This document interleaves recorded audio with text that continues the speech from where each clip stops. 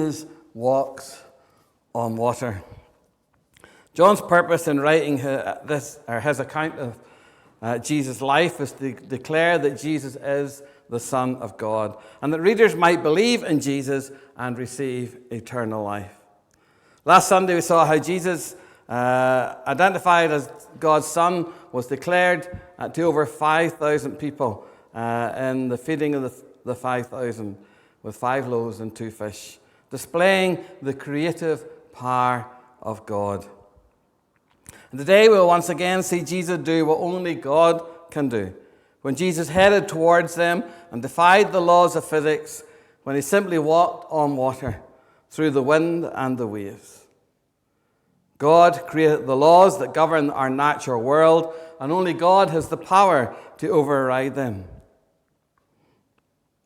Jesus had just fed the 5,000, and people wanted to make him their king.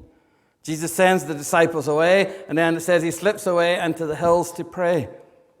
These people wanted to make him king, but they had no desire to make him Lord of their lives.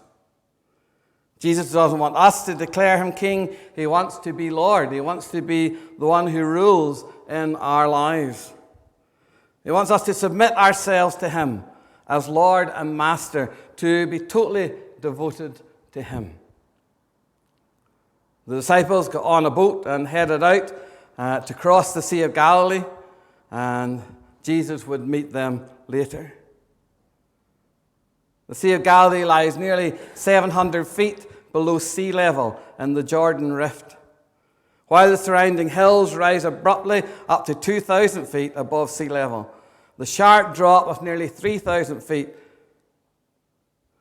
from the tops of the hills to the surface of the lake creates ideal conditions for the sudden, violent storms for which the Sea of Galilee is notorious. The cooler air rushes down the slopes and strikes the surface of the lake with great force, churning the water into white caps and creating dangerous conditions for small boats as they sailed across the lake toward Capernaum. The disciples found themselves caught in one of these sudden squalls. It's not just when you read the scriptures that the disciples always had bad luck and seemed to always cross when there's a storm. That's the characteristic of the Sea of Galilee. Again, we see that for these disciples that Jesus sees their need. Jesus may have been on the top of the hill, engaged in prayer, but his eyes were always on his disciples. The one who knows all things and is ever present was aware of their struggles, and at their moment of greatest need, Jesus defied the laws of nature and came to them walking on water through the storm. I was thinking, I wonder what he was praying about. I wonder what in the whole, all that was going on in our world, what the conversation was between Father and Son there on the top of the hill. I wonder what major world things they were discussing there on the hill. But even there, even in that moment, he had his eye on his disciples. And even when God rules the whole of our universe, his eye is always on you. He sees you where you are. He sees you in your weakest moments. He sees you in your best moments. He sees you when you're struggling. He is never distracted from his attention on you and on me this morning.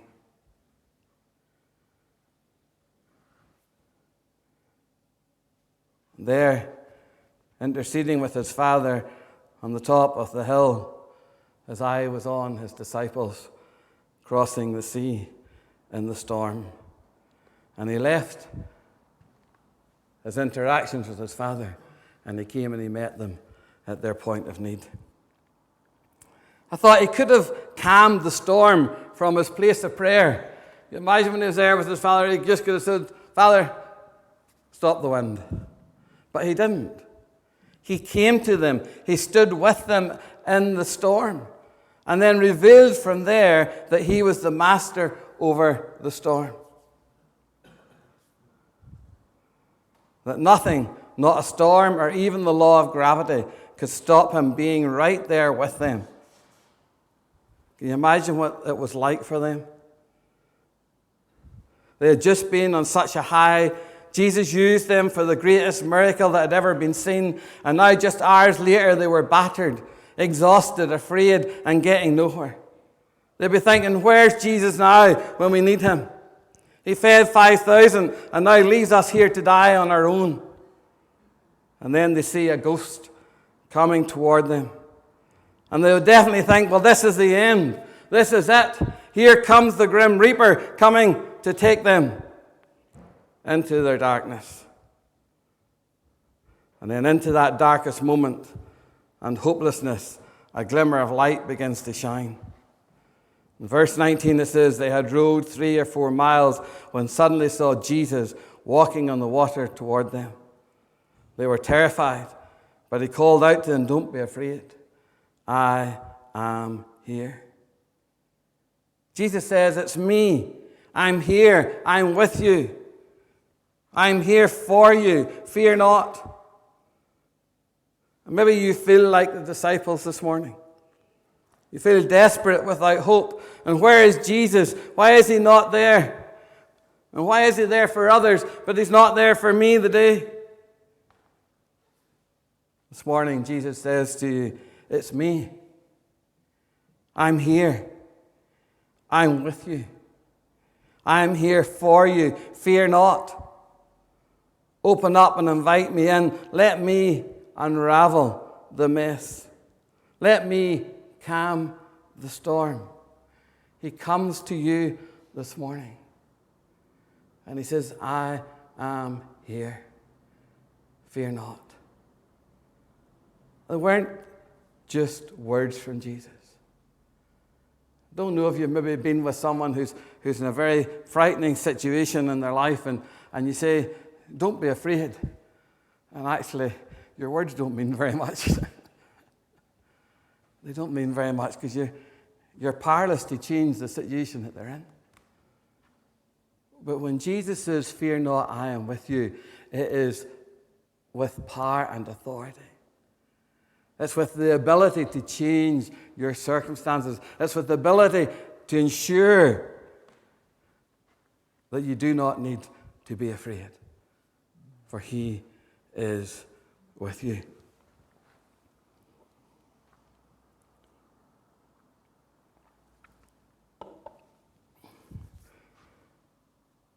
Secondly, Jesus comes on board. Look what happens next. They invite him into the boat with them. Verse 21 says, they were eager to let him in the boat, and immediately they arrived at their destination. They could have said no. They could have said, no, we're all right. We'll make it on our own. It's all right, somehow I'll sort it out. Just you stay there, Jesus. Just you walk on. Lead me to it. But no, it says they eagerly, they were desperate for Jesus to come in. And they knew that when Jesus would come onto the boat, that they would be safe. That they would be secure.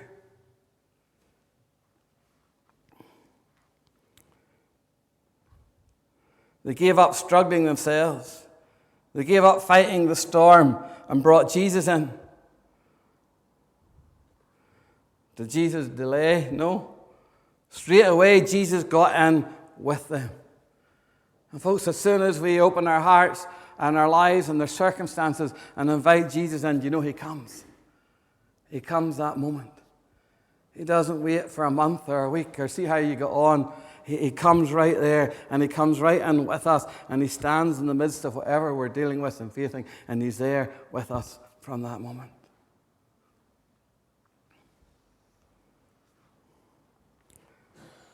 I wonder, will you invite him into your circumstances this morning? Maybe you've been battling for years, struggling for years to get things sorted. You always think, well, I'll get sorted someday. And Jesus says, I'm here. I walked on the water to be here with you this morning. And for us, even greater, he went all the way to the cross to be here with us this morning. Will you say, Lord, come. Come and help. I can't do it anymore. I need you. I need you. And folks, look what happened. There was another miracle in this little passage. One that's usually never mentioned. Because when Jesus came into the boat, there was a miracle happened. Immediately, they were at their destination. Wow. They were in the middle of the lake, in the middle of a storm, rowing their boat and going nowhere. And when they invited Jesus in, it says immediately they were at their destination. I would love to have been on the boat that day. I wonder, did it just go really fast? Or I wonder, did it just suddenly appear there? I wonder, what were their faces like when they saw the harbor right beside them? How did we get here? And you know, when we invite Jesus into our life, he gets us to our destination. And if your life's anything like mine, there's many times when Jesus gets to the destination and you look back and say, how on earth did I get here?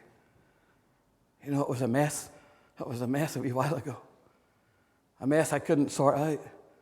A mess I couldn't figure out. I couldn't understand how was I ever going to get through it. And then I'm here. And you say, how did I get here? Because we invited Jesus in.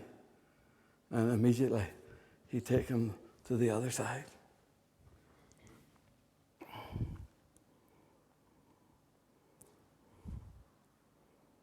Jesus changed everything. Jesus was in control, and for them the storm was over. They were safe on the other side.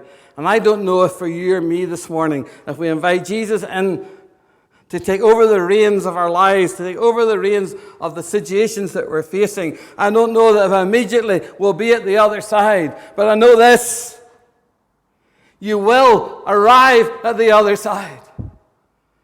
Because Jesus is in it with you. You will arrive at the other side. Whether it takes a day, a week, a month, or a year. And today again I stood and I sang all of those songs 2 years, but I'm at the other side. I'm at the other side. Why? Because Jesus was in the boat. Jesus was in the boat.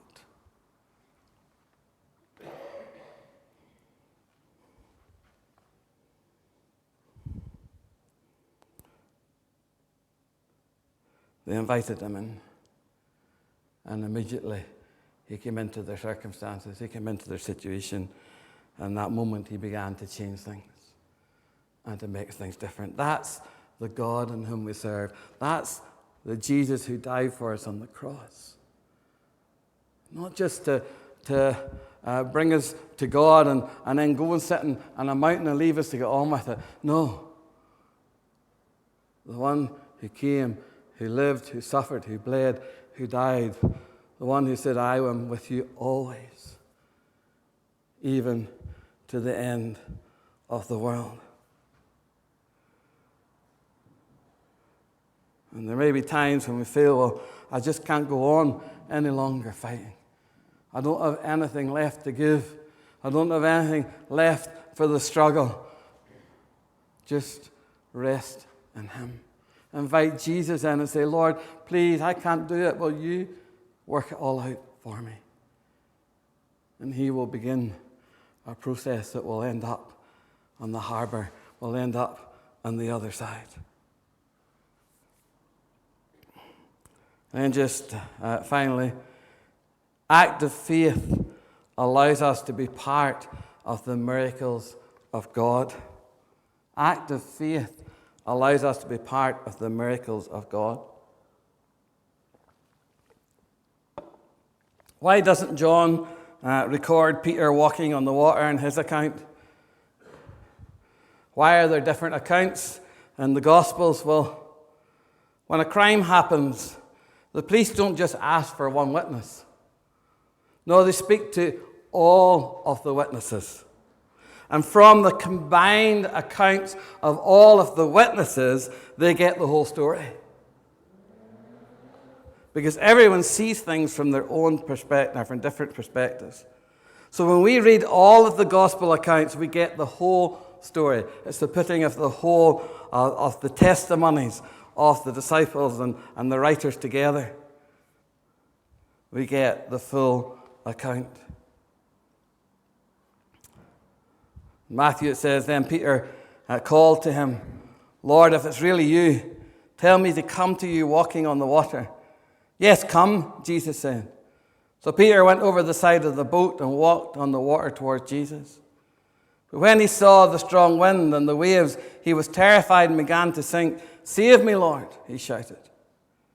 And Jesus immediately reached out and grabbed him. You have so little faith, Jesus said. Why did you doubt me? And when they climbed back into the boat, the wind stopped. And then the disciples worshipped him. All of the disciples saw Jesus. They all had some faith because they invited Jesus into the boat. They believed that bringing Jesus in would make the difference, trusting him to rescue them. And they were all saved. They all saw the storm calmed, and they were all transported to safety. But only one of them got out of the boat. And only one of them walked on water. Peter had active faith. A faith that trusted Jesus enough to get out of the boat. Can you imagine in the middle of the sea, in a great storm, high waves crashing in over the sides of your boat, afraid you might drown? That was Peter and all of the disciples. But then Peter sees Jesus, and all his fear is gone. He believed that Jesus had the power to enable him to do whatever Jesus would ask him to do. Verse 28, it says, then Jesus called to him, Lord, if it's really you, tell me to come to you walking on the water. Yes, come, Jesus said. Peter wasn't being brash or foolish. He was willing to do whatever Jesus told him to do. And so in obedience to Christ, he climbed over the edge of that boat. He put his foot on the water, and it held him up. And then he put the other foot out, and he began to walk on the sea. Imagine that. He walked on water with Jesus, but first he had to get out of the boat. It wasn't enough to just say, I believe that Jesus can. He said, I believe Jesus will. I believe Jesus will. Wasn't enough to say, I believe Jesus can. I'm sure all of the disciples in that boat would have said, I believe Jesus can. It's a different thing to say, I believe that Jesus will. An active faith. Jesus will, there's a big difference. One enables us to walk on water, and the other makes us stand by and watch. Stand by and watch.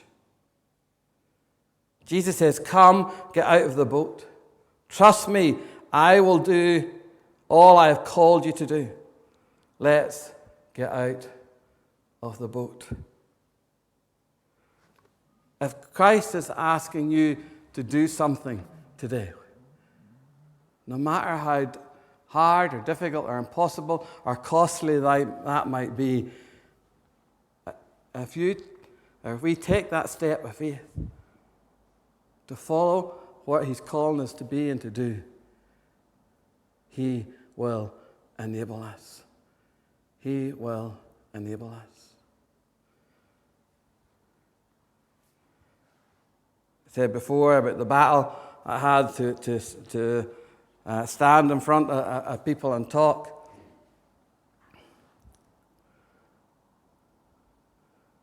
And God very gently and carefully took me along the path a little bit. But then I came to the point where I realized that if God has asked us to do something, then He will enable us.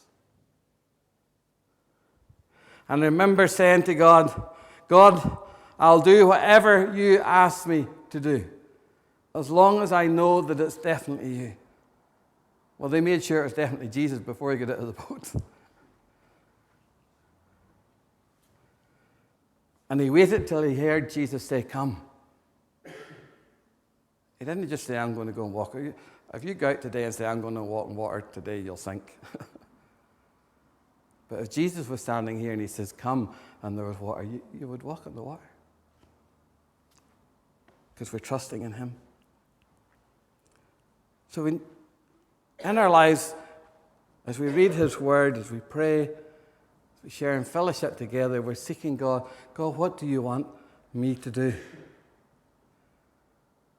And then whatever he asks us to do or shows us to do, then we need to step out and begin to walk in that direction.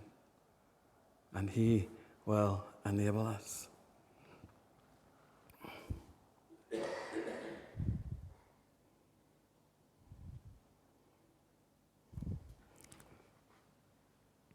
Come, get out of the boat. Trust me that I will do all I have called you to do. Let's get out of the boat. You know, God said that he had put his words in my mouth.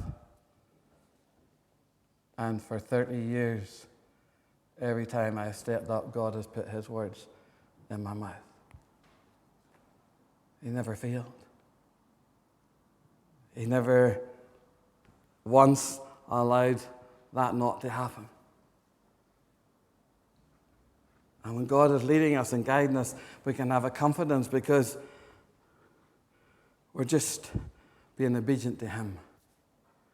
And if you like, see the moment that Peter stepped out of the boat, it wasn't his responsibility what happened next.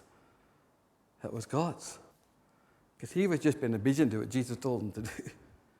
And what a load that lifts off our minds and our lives when we realize if we're doing God's will, well, it's God's responsibility to enable us to do that. And that takes a big weight off our lives and our minds.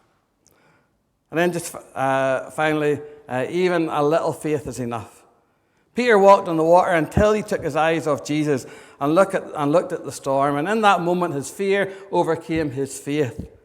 And he began to sink. But in that same moment, Jesus reached out and picked him up. And together they walked on the water back to the boat. When we put our faith and our trust in Christ, when he asks us to step out in faith and to trust him, there's times when we can struggle. There's times when we take our eyes off him and we begin to see the task that lies before us. And there's times when we feel ourselves begin to sink. But even then, he's there with us. And when our faith is weak, his faith is strong. And he reaches down and he picks us up. And he leads us on in the rest of that journey. It wasn't that somehow Peter had perfect faith when he got out of the boat. He had, even Jesus says, you have only got a little faith. But he acted on the little faith that he had. And Jesus was enough for that. The point I'm making is this: Peter's faith wasn't perfect, but still he walked on the water. Jesus didn't drop him because he doubted. No, Jesus held him up. Together they finished the task and they walked back to the boat. There's a verse that we were taught at Bible college was very common in Bible college because we needed it a lot. Was I can do all things through Christ, who is my strength. I can do all things through Christ, who is my strength. Whatever he asks me to do, No matter how hard, no matter how frightening it is in itself, that if I trust him, that he will lead us and he will make it happen and he will take us and use us even in our weakness for his honor and his glory and his praise. I was just thinking, to walk on the water, we have to be prepared to sink. To walk on the water, we have to be prepared to sink, knowing that even there, Jesus will uphold us. I shared with you the dream that I had about walking on the tightrope. I'm scared of heights. I don't even like watching programs where they're up high. And God said to walk on this tightrope, and I wouldn't do it. And then eventually, you do. You put one wee foot out, and then I fell off. But when I fell off, I felt his hands just put me up again. And then I walked a bit more, and then I fell, and he put my hands up again. And God did that for a while, and then he let me fall right off. But he caught me on my way down and put me back up again. And that went on for a while on my dream, until I was jumping off the tightrope. This is great fun. God, he's always there to lift you up and put you on again. Peter stepped out in faith, but Jesus was always there. He could never have fallen. He could never have drowned, because Jesus was there to pick him up. Even when his faith wasn't good, even when his faith failed, didn't matter. Jesus was there to pick him up. And folks, when we step out and trust God, he is always there. He's always there with us. He's always there to pick us up. Does that mean that I would walk across a tightrope? Really, I don't think I would. It did change a bit of my view of heights, but it taught me that I don't need to be afraid. We don't need to live in fear. Because if we're trusting in Jesus, he cannot and will not ever fail us. We may sink. I did fall. And eventually in that dream, he let me fall right till I was nearly at the ground. But I never hit the ground. And when we walk with him, trust him, it may feel like you're falling. It may feel like you're sinking. It may feel you're still saying, God, why is this not working out right at the moment? Trust him. Trust him. He is there with you. He will not let you fall. And he will not let you fail. And he will lift you up and put your feet back on stable ground. Even if we struggle at a point, Jesus enables us to finish the task. It's better to get out of the boat and sink than to just stand and watch from the side. The disciples never went through that scary bit where he was sinking, the rest of them. But they never walked on water. They never walked on water. What an opportunity they missed. And folks, when we don't step out in faith, we miss the opportunities for God to use us to do things that were beyond what we thought were possible.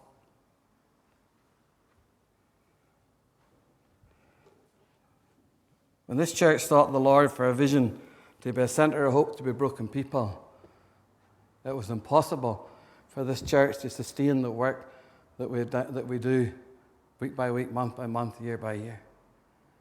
And I want to tell you personally, there's times when we were sinking. There's times when it wasn't working out, just like at Christmas, and over them 12 years, there's been lots of times like that, and sometimes I'm the one that's panicking because it's sinking, and some of the rest of the deacons are saying, it's okay, let's trust God.